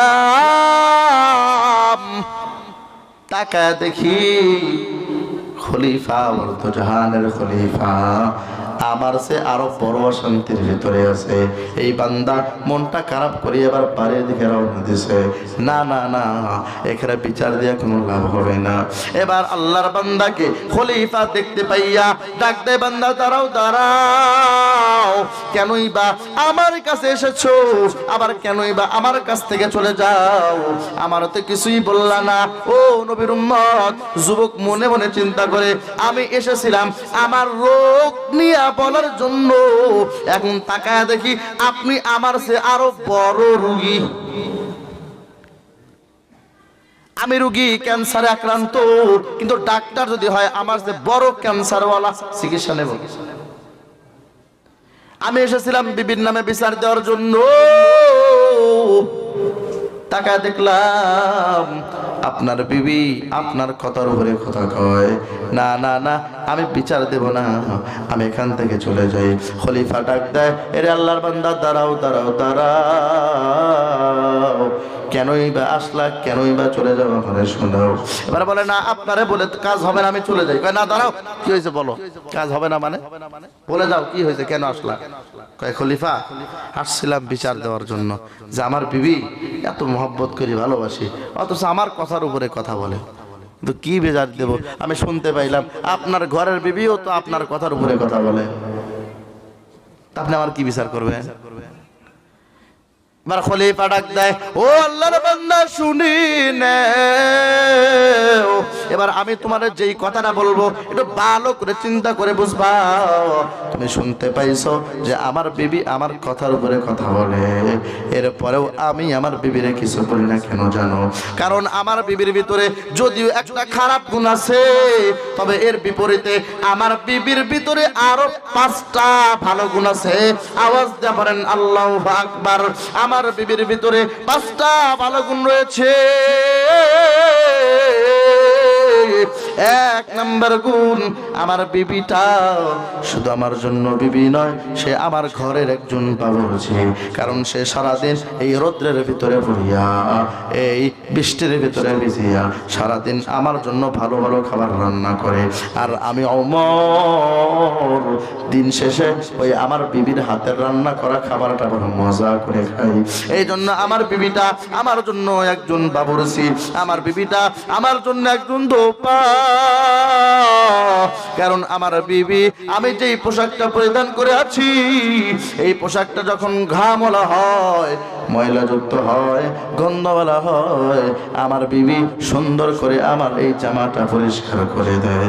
এই জন্য আমার বিবি আমার জন্য একজন ধোপা। আমার বিবিটা আমাদের সন্তানের জন্য ধাত্রী। কেমন ধাত্রী জানো? কারণ এই বিবিটা আমার সন্তানদেরকে দুধ পান করায়। আমার বিবিটা শুধুমাত্র ধাত্রী নয়, আমার বিবিটা আমার জন্য একজন খাদেমা। কেমন খাদেমা জানো? বলে আমার মাথার ভিতরে যখন ব্যথা করে, আমার শরীরের ভিতরে যখন ব্যথা করে, আমার এই বিবিটা সুন্দর করে আমার হাতের ভিতরে, আমার শরীরের ভিতরে হাত বুলায় দেয়, আমার মাথার ভিতরে হাত বুলায় দেয়, সুন্দর করে আমার খেদমত করে। এই জন্য আমার বিবি খাদেমা। শুধুমাত্র খাদেমা নয়, আমার বিবি একজন আমানতদার। কারণ আমি ওমর যত টাকা পয়সা আছে সবগুলো আমার বিবির কাছে আমি জমা রাখি। কোনোদিন আমার বিবি একটা টাকাও খেয়ানত করে না, কোনোদিন আমার সম্পদকে নষ্ট করে না, আমার সম্পদগুলো হেফাজত করে রাখে। এই আল্লাহর বান্দা, এবার তোমার কাছে আমার প্রশ্ন, এবার তুমি আমারে বলো, যেই মানুষটার ভিতরে এই 5টা ভালো গুণ রয়েছে, আমার বিবি আমার জন্য একজন বাবুরচি, আমার জন্য একজন ধোপা, আমার সন্তানের জন্য ধাত্রী, আমার জন্য একজন সেবিকা খাদেমা, আমার জন্য একজন আমানতদার। একটু জবাব দাও, তোমার কাছে প্রশ্ন রাখলাম, যেই মানুষটার ভিতরে 5টা ভালো গুণ থাকবে, ওই 5টা ভালো গুণের দিকে তাকায়া একটা খারাপ গুণ কি মাফ করে দেওয়া যায় না? আল্লাহু আকবার। আমার বিবি আমার ভিতর, তার ভিতরে 5টা ভালো গুণ রয়েছে, কিন্তু একটা খারাপ গুণ। সে আমার কথার উপরে কথা বলে।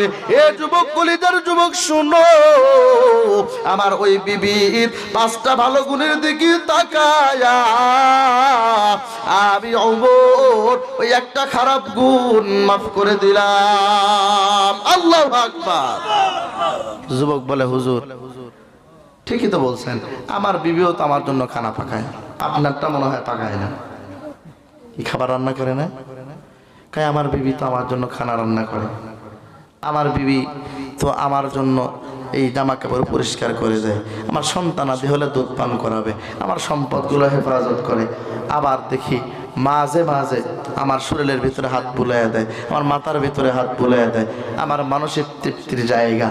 এর বিপরীতে একটা খারাপ গুণ, আমার কথার উপরে কথা বলে। হুজুর শোনেন, ও খলিফা, আপনারা সাক্ষী রেখে আমি ওয়াদা দিলাম, আমার বিবির ভিতরেও এই 5টা ভালো গুণ আছে, এই 5 ভালো গুণের দিকে তাকাইয়া ওই একটা খারাপ গুণ আমি আল্লাহর জন্য মাফ করে দিলাম। আরো জোরে বলেন না আল্লাহু আকবার। এই জন্য আমাদের বিবিরাও কিন্তু এমন, আমরা যদি মাফ করে দেই সংসারটা সুখের হবে। অথচ আমরাই তো ভালো না, নারীদেরকে গালিগালাজ করি। একদিন যদি তরকারিতে ঝাল আর লবণ বেশি হয় তো খবর আছে, ঠিক নাকি? ঠিক বলে। অথচ আপনারে শিখাইয়া দেয়, কি কষ্ট হয়? কষ্ট হয় আপনাদের? 12টার ভিতরে শেষ হবে ইনশাআল্লাহ, কালেকশন যা আছে হবে ইনশাআল্লাহ, ধৈর্য ধরে। বিবি আমাদের জন্য খাবার রান্না করে, একদিন যদি ঝাল আর লবণ বেশি হয় তো খবর আছে। দেখবেন নতুন নতুন বিয়ে শাদী হয়ে আসার পরে তারা তো তরকারি খানাটা ভালো করে রান্না করতে পারে না, তো স্বামীর সামনে দিছে তরকারি, এখন মুখে দিয়ে দেখে বেজায় লবণ আর জাল বেশি। এবার কয়, ফকিন্নির বাচ্চা, বাড়ির থেকে কি তরকারি রান্না করা শিখে আসো নাই? যেই বলছে ফকিন্নির বাচ্চা, বইয়ের ইগোতে লেগে গেছে। কি বলে আজীব ব্যাপার, আমি ফকিন্নির বাচ্চা, তুই ফকিন্নি, তোর বাপ ফকিন্নি, তোর মা ফকিন্নি, তোর 14 গোষ্ঠী ফকিন্নি। তাহলে এই ফকিন্নির বাচ্চা এই গালিটা শিখাইলো কে? কে শিখাইলো? আপনি যদি তার এই গালিটা না দিয়া কষ্ট করে ওই তরকারিটাই খাইতেন, আর যদি বলতেন মাশাআল্লাহ তোমার হাতের রান্না খুব চমৎকার, খুব সুন্দর হয়েছে রান্না, কারণ নারীরা কিন্তু প্রশংসায় পাগল না। গালি দিয়া যে কাজ করাইতে না পারবেন, এটা প্রশংসা করবেন, দেখবেন তার চেয়ে ভালো করে করবেন। বিবি আপনার কাছে তরকারি রান্না করে দিছে, আপনি মুখের ভিতরে দিয়ে দেখলেন স্বাদ হয় নাই, ঝাল লবণ বেশি, আপনি কষ্ট করে খাইলেন। বলেন তো ওই খাবারটা আপনার বিবি খাবে কি খাবে না? কষ্ট করে খায় একটু প্রশংসা করলেন, আপনার বিবি যখন পরবর্তীতে খেয়ে দেখবে, কি ব্যাপার, তরকারিতে এত ঝাল, এত লবণ, এত কিছুর পরেও আমার স্বামী বলল আলহামদুলিল্লাহ ভালো হয়েছে, না না না, আর আমার স্বামীর কষ্ট দেওয়া যাবে না। পরের অক্তে আপনি তাকায় দেখবেন তার সে আরো বেশি পদের রান্না আরো সুন্দর করে আপনার সামনে হাজির করে দিবে। ঠিক নাকি বা ঠিক বলে? এই জন্য আসুন আমরা ভালো হয়ে যাই, আমাদের বিবিরাও ভালো হয়ে যাবে ইনশাআল্লাহ। তাহলে মহিলাদের জন্য কয় গুণ? 4টা। 1 নম্বরে নামাজ, 2 নম্বরে রোজা, 3 নম্বরে পর্দা, 4 নম্বরে স্বামীর খেদমত। আল্লাহ আমার মা বোনদেরকে এই 4 আমল করার তৌফিক দান করেন, পড়ে আমিন। মুসলমান ভাই, এবার একটু আগের কথায় ফিরে আসেন। আল্লাহকে দেখতে গেলে কয় আমল লাগবে? ভুলে গেছেন? 2 আমল। 1 নাম্বার ফালইয়ামাল আমালান সালিহা, 1 নম্বরে বেশি থেকে বেশি নেক আমল করা লাগবে। এবার বাবা একটু চক্ষু বন্ধ করে দেন, বয়ান একদম আমার শেষ, 5 থেকে 7 মিনিটের ভিতরে বয়ানটা শেষ হয়ে যাবে। আল্লাহ বলেন ফামান কানা ইয়ারজু লিকা রাব্বি ফালইয়ামাল আমালান সালিহা। আল্লাহ বলেন এ বান্দা, আমি আল্লাহরে যদি দেখতে চাও 2টা আমল তোমাদের করা লাগবে। 1 নম্বর আমল ফালইয়ামাল আমালান সালিহা, 1 নম্বরে বেশি থেকে বেশি নেক আমল করা লাগবে। 1 নম্বরে নেক আমল করো, নেক আমল ছাড়া আমি আল্লাহর দেখা পাইবা না। এরে আমার মহাব্বতের ভাই, বয়ান আমার একদম শেষ, 5 থেকে 7 মিনিটের ভিতরে বয়ান শেষ হয়ে যাবে। তুমি বাবা চোখ বন্ধ করে দাও, কারোর দিকে কোনো নজর নাই, কে আইলো কে গেল দেখার মতো সুযোগ নাই। কারণ রে বাবা, নেক আমল ছাড়া যদি মাওলার কবরে যাও, ওই কবরের 1 সেকেন্ডের আযাব সহ্য করতে পারবা না। এই জন্য নবী হাদিসের ভিতরে বলেন মুতু ক্বাবলাল মাউত। নবী আমার ডাক দেয়া বলে, এরে আমার বান্দারা, তোমরা মৃত্যুর পূর্বে মরিয়া যাও। এরে আমার মুহাব্বতের ভাই, মৃত্যুর পূর্বে মানুষ কেমনে মরিয়া যায়? এরে আল্লাহর বান্দা, মৃত্যুর পূর্বে মরিয়া যাওয়ার অর্থ হলো মাঝে মাঝে অন্ধকারের ভিতরে বসিয়া, মাঝে মাঝে ঘরের দরজা বন্ধ করিয়া নিজের মনটারে ডাক দে, বলা রে বোন, এই তো আমি মরিয়া গেলাম, এই তো আমার সামনে মালাকুল মউত হাজির হয়ে গেল, এই তো আমার রুটা খপ করে দরিয়া নিয়া যায়, এই তো আমার বিদায় বেলা চলে আসলো। হে আমার কলিজার যুবক, দুনিয়ায় এমন কেউ নাই, ওই কবরে যাওয়া লাগবে না। এরে আমার মহব্বতের ভাই, কি মনে করছো যেই দিন তুমি মরে যাইবা, যেই দিন আমি মারা যাব, কি মনে করছো ওই দিন মনে হয় দুনিয়ার সব কিছু বন্ধ থাকবে? না রে বাবা, না না। এ আমার কলেজার যুবক, তাকায় দেখো রাস্তার ভিতরে কত মানুষ মারা যায়, রোড অ্যাক্সিডেন্টে কত মানুষ মারা যায়, ওই ঘুমের ভিতরে কত মানুষ মারা যায়। কোন দিন জানো তোমার আমার মালাকুল মউত সামনে হাজির হয়ে যাবে। এরে আমার মহব্বতের ভাই, এই জন্য আমি পায়ে হাত দিয়ে বলবো, গুনাহ নিয়ে মাওলার কবরে যাও না। 1 নম্বরে আল্লাহ বলেন ফালইয়ামাল আমালান সালিহা, 1 নম্বরে আমল করো, 1 নম্বরে নেক আমল করো। কারণ আমল ছাড়া যদি কবরে যাও,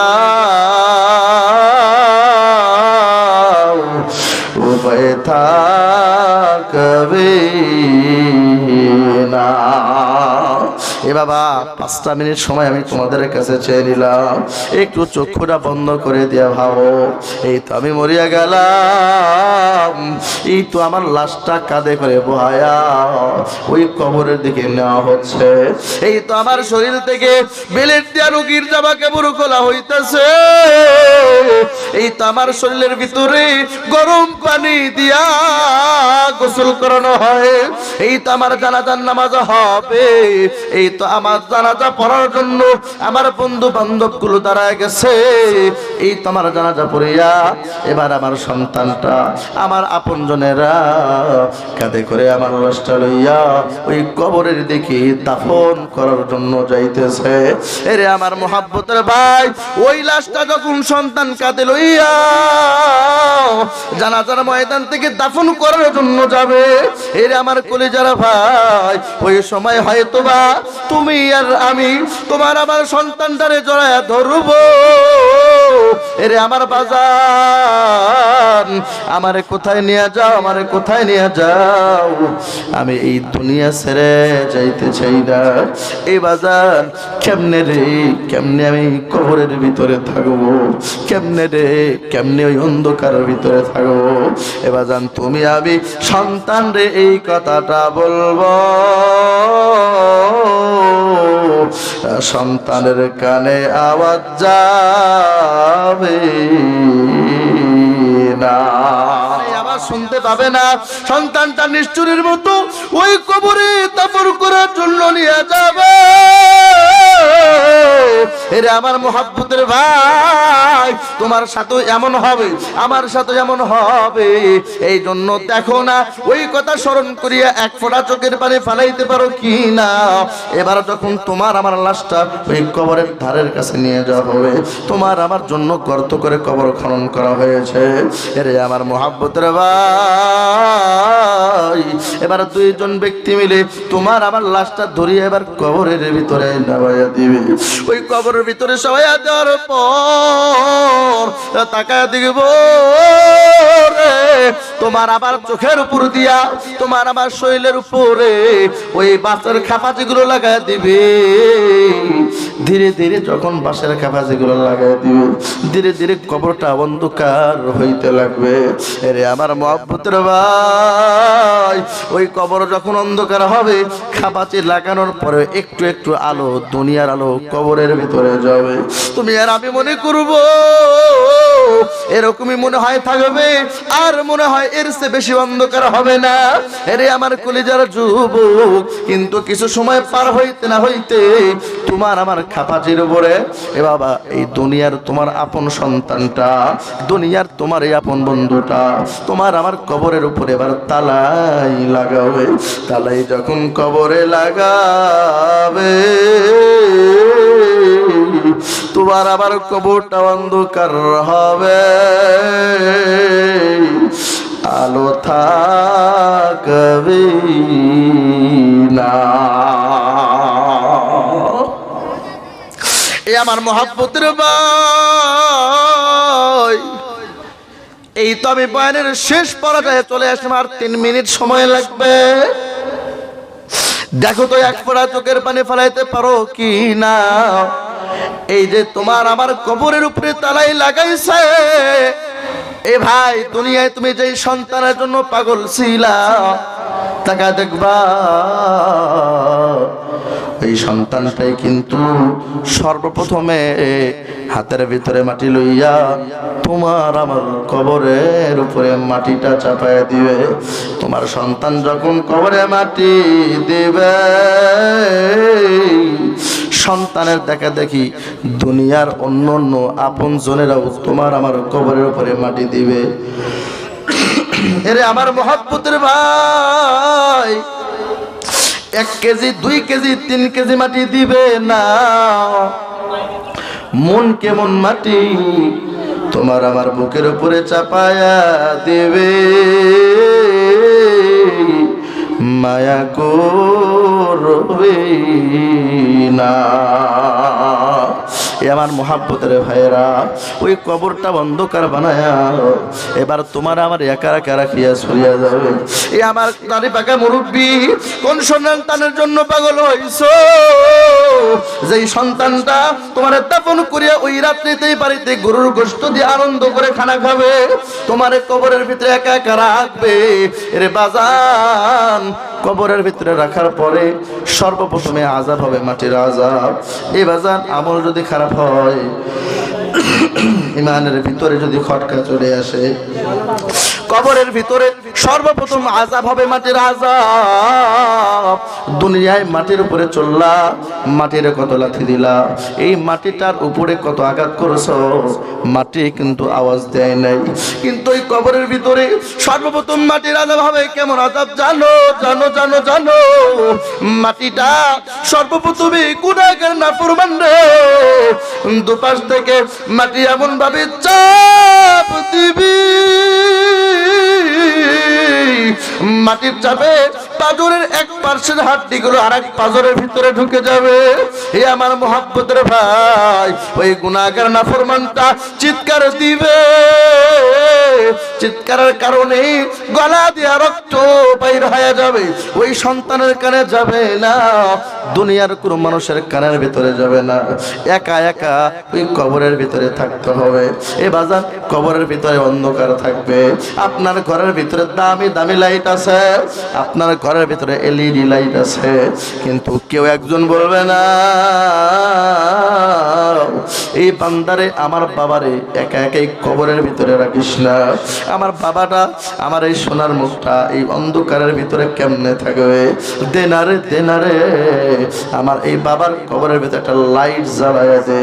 এ বাজান দুনিয়াতে কিন্তু এই কথাটা কেউ বলবে না, ওই অন্ধকারের ভিতরে কিন্তু রাখিয়া চলে যাবে।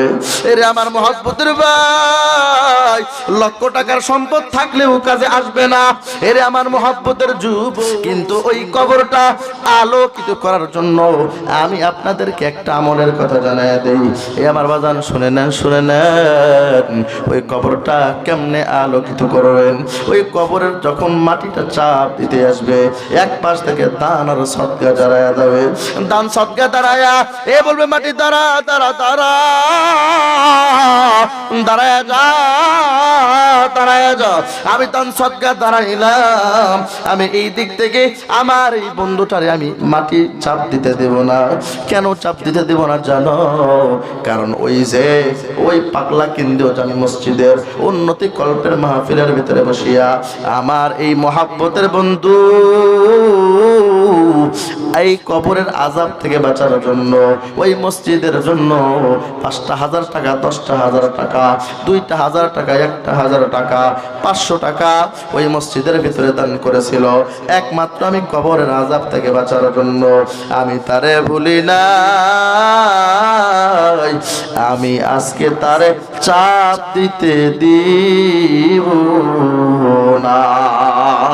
আমার মহাব্বতের বাজান, এই জন্যই তো আমি দেখতে চাই ওই কবরকে ভয় করিয়া ওই কবরটা আলোকিত করার জন্য আল্লাহর কোন বান্দা আছেন সর্বপ্রথমে আমার হাতের ভিতরে ৫,০০০ টাকা দিয়ে দিবেন। লিল্লাহি তাকবীর।